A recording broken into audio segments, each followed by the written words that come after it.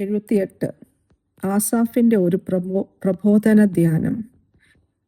ചരിത്രപരമായ സങ്കീർത്തനത്തിൽ ഇത് പെടുന്നു. ഇസ്രായേലിലെ ചരിത്രത്തിൽ നിന്നുള്ള പാഠങ്ങൾ ഇത് പഠിപ്പിക്കുന്നു. ദൈവം നമ്മുടെ മുൻകാലങ്ങളിൽ നമ്മളോട് കാട്ടിയ വിശ്വസ്തതയെ ഓർമ്മിപ്പിക്കുന്ന നിമിഷത്തിൽ നമ്മുടെ വിശ്വാസം വർദ്ധിക്കുകയും സംശയത്തിന്റെ ശക്തി നഷ്ടപ്പെടുകയും ചെയ്യുന്നു. നമ്മൾ വിശ്വാസത്തിൽ ഉറച്ചു നിൽക്കുന്നവരാകണം.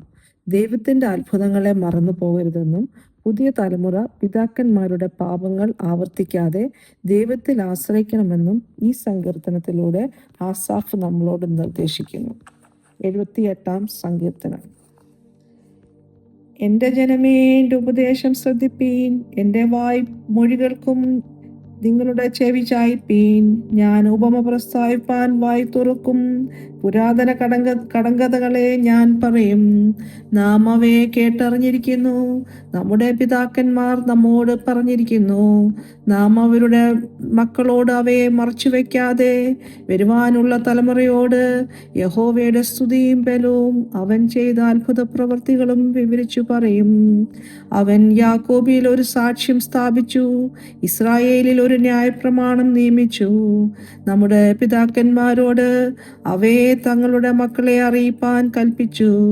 വരുവാനുള്ള തലമുറ ജനിപ്പാനിരിക്കുന്ന മക്കൾ തന്നെ അവയെ ഗ്രഹിച്ചെഴുന്നേറ്റ് തങ്ങളുടെ മക്കളോട് അറിയിക്കുകയും അവർ തങ്ങളുടെ ആശ്രയം ദൈവത്തിൽ വയ്ക്കുകയും ദൈവത്തിന്റെ പ്രവൃത്തികളെ മറന്നുകളയാതെ അവന്റെ കൽപ്പനകളെ പ്രമാണിച്ച് നടക്കുകയും തങ്ങളുടെ പിതാക്കന്മാരെ പോലെ ശാഠ്യവും മത്സരവുമുള്ള തലമുറയായി ഹൃദയത്തെ സ്ഥിരമാക്കാതെ ദൈവത്തോട് അവിശ്വസ്ത മനസ്സുള്ള ഒരു തലമുറയായി തീരാതിരിക്കുകയും ചെയ്യേണ്ടതിന് തന്നെ ആയുധം ധരിച്ച വില്ലാളികളായ എഫ്രേമ്യർ യുദ്ധ ദിവസത്തിൽ പിന്തിരിഞ്ഞു പോയി. അവർ ദൈവത്തിന്റെ നിയമം പ്രമാണിച്ചില്ല, അവന്റെ ന്യായപ്രമാണത്തെ ഉപേക്ഷിച്ചു നടന്നു.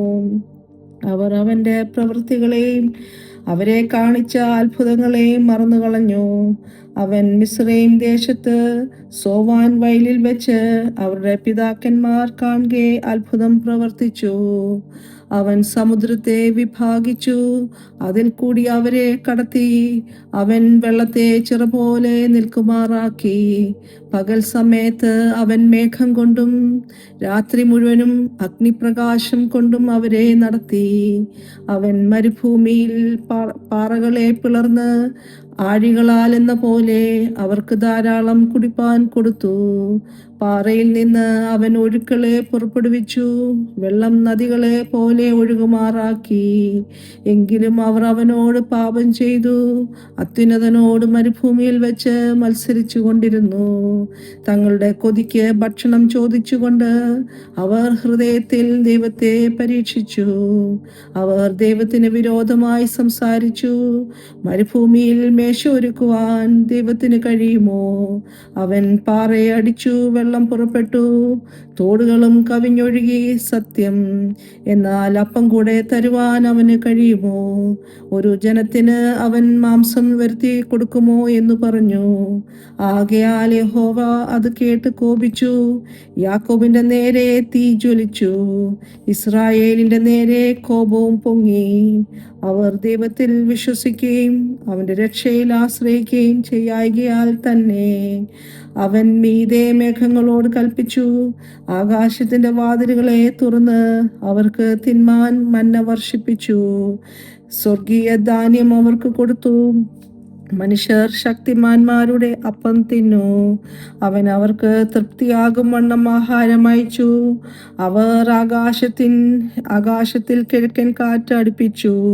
തൻ്റെ ശക്തിയാൽ കിഴക്കൻ കാറ്റ് വരുത്തി.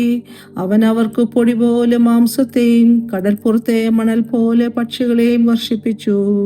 അവരുടെ പാളയത്തിന്റെ നടുവിലും പാർപ്പിടങ്ങളുടെ ചുറ്റിലും അവയെ പൊഴിച്ചു. അങ്ങനെ അവർ തിന്ന് തൃപ്തരായി തീർന്നു. അവർ ആഗ്രഹിച്ചത് അവൻ അവർക്ക് കൊടുത്തു. അവരുടെ കൊതിക്ക് മതി വന്നില്ല. ഭക്ഷണം അവരുടെ വായിലിരിക്കുമ്പോൾ തന്നെ ദൈവത്തിൻ്റെ കോപം അവരുടെ മേൽ വന്നു. അവരുടെ അതിപുഷ്ടന്മാരിൽ ചിലരെ കൊന്നു. ഇസ്രായേലിലെ യൗവനക്കാരെ സംഹരിച്ചു. ഇതെല്ലാമായിട്ടും അവർ പിന്നെയും പാപം ചെയ്തു. അവൻ്റെ അത്ഭുത പ്രവർത്തികളെ വിശ്വസിച്ചതുമില്ല. അതുകൊണ്ട് അവൻ അവരുടെ നാളുകളെ ശ്വാസം പോലെയും അവരുടെ സംവത്സരങ്ങളെ അതിവേഗത്തിലും കഴിയുമാറാക്കി.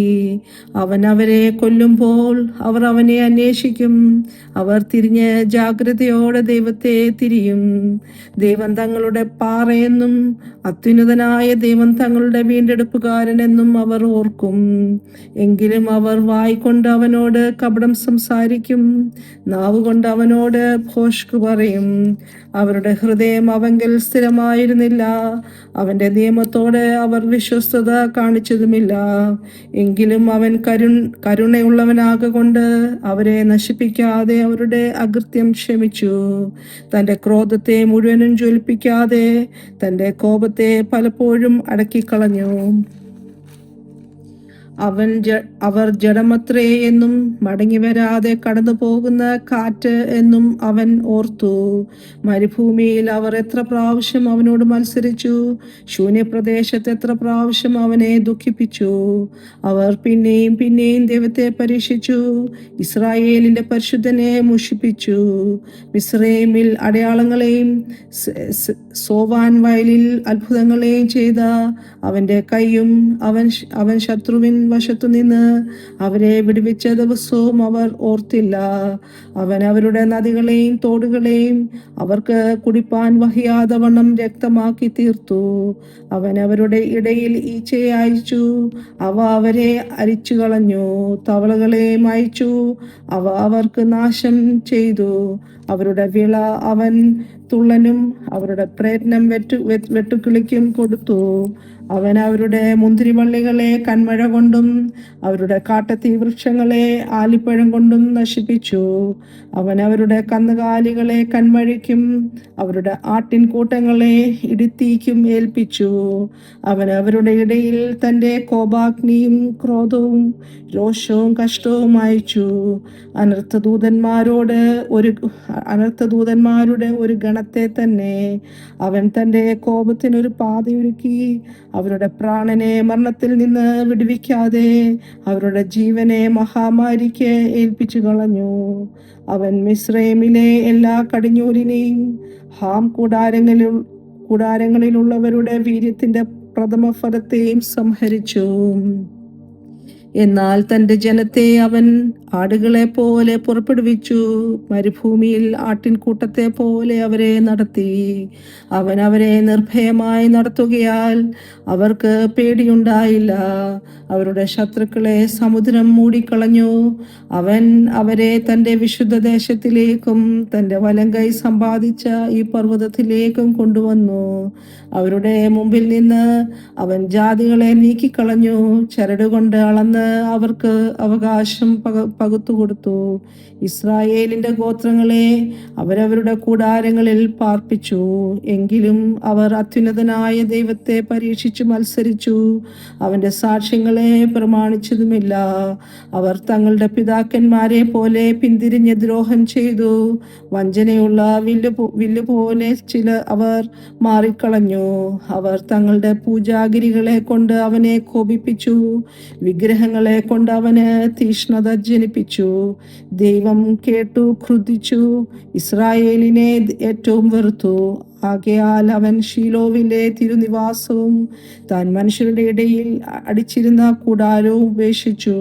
തൻ്റെ ബലത്തെ പ്രവാസത്തിലും തൻ്റെ മഹത്വത്തെ ശത്രുവിൻ്റെ കയ്യിലും ഏൽപ്പിച്ചു കൊടുത്തു. അവൻ തൻ്റെ അവകാശത്തോട് കോപിച്ചു, തൻ്റെ ജനത്തെ വാളിന് വിട്ടുകൊടുത്തു. അവരുടെ യൗവനക്കാർ തീക്ക് ഇരയായി തീർന്നു. അവരുടെ കന്യകമാർക്ക് വിവാഹഗീതം ഉണ്ടായതുമില്ല. അവരുടെ പുരോഹിതന്മാർ വാൾ കൊണ്ട് വീണു. അവരുടെ വിധവമാർ വിലാപം കഴിച്ചതുമില്ല.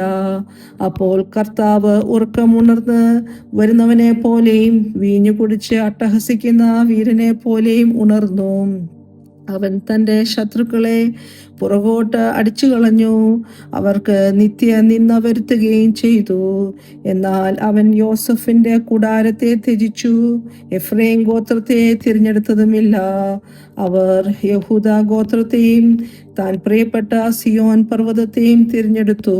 താൻ സദാകാലത്തേക്ക് സ്ഥാപിച്ചിരിക്കുന്ന ഭൂമിയെപ്പോലെയും സ്വർഗോന്നതികളെ പോലെയും അവൻ തൻ്റെ വിശുദ്ധ മന്ദിരത്തെ പണിതു.